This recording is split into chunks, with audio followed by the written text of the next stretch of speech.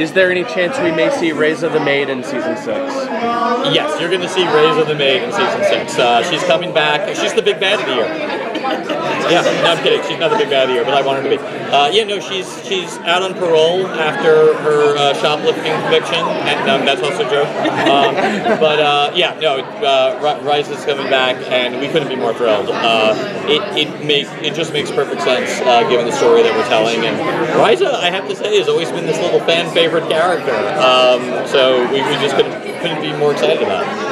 When you said that the theme of season 6 is family, can you elaborate on that? Yeah, I can say that, there's several different forms of family.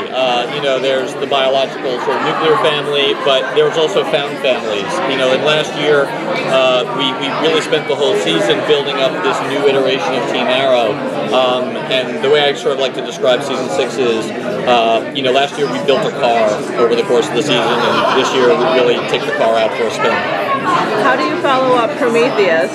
God, I ask myself that question every day. I wake up in the middle of the night with cold sweats asking myself that question. I think I'm a big believer that you always try to swing for the fences. At the same time, the more you make it about the fence swinging, the more you take your eye off the ball, to continue the metaphor.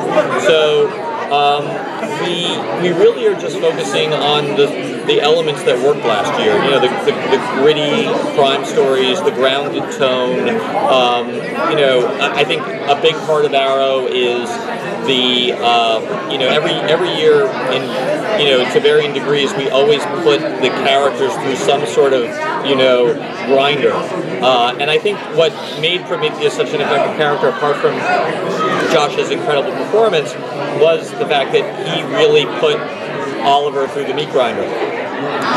We've got some pretty cool meat grinder moments planned for the season.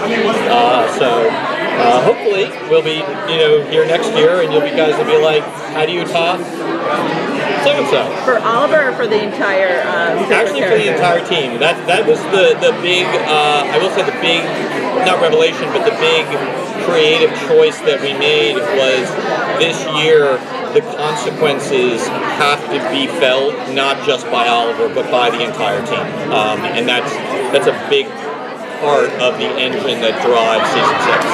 Given all the different storytelling possibilities, have we absolutely seen the last of John Barrowman? Honestly, that's up to John. Totally up to John. We told John when we called him up to tell him about the events of the finale. We said, listen, quite frankly, every single person on all the shows has come back in some way, shape, or form. We've got flashbacks, we've got time travel, we have parallel universes. Goodbye is never goodbye. And he has a open invitation to return to the show anytime he wants. The end of season 5 had Oliver reuniting with his son, and Wendy hinted that some of the conflict of season 6 might be Oliver's new role as a father and having to juggle that with his other extracurricular duties. Yeah. Without going into too much, how do you plan to explore that sort of dynamic? I will say we've spent a lot of time in the writers' room talking about the relationship with William and quite frankly the potential pitfalls it represents, because a lot of times, particularly in a 5th or 6th season of the show, the kid comes on and that's a little it was scary to us, quite frankly, because you've got a character who is all about running around punching and killing people. What's he going to be like as a dad?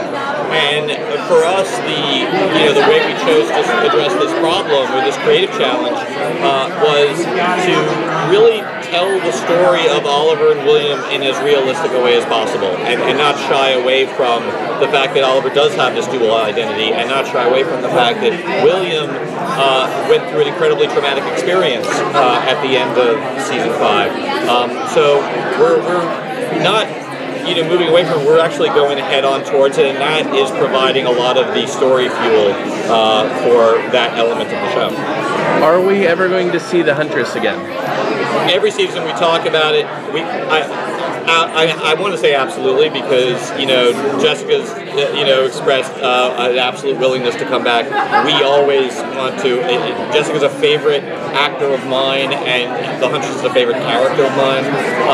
So I want to make it happen in season 6. We've got some plans for the later half of the year, as we always do, that I think she would fit into very well.